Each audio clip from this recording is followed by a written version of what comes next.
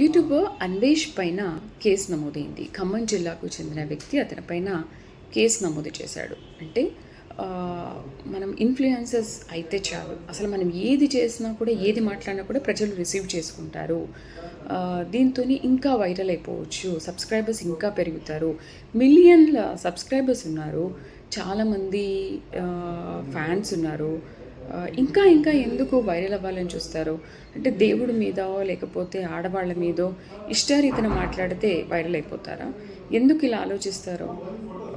YouTube అనేది, social media అనేది ఒక మంచి కోసం ఉపయోగిస్తే చాలా బాగుంటుంది.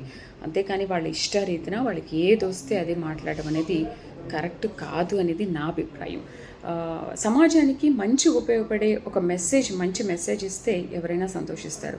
అంతేకాని దేవుళ్ళ పైన ఇష్టారీతిన మాట్లాడి నోరు పారేసుకుంటే ఏమొస్తుంది? పాపం తప్ప.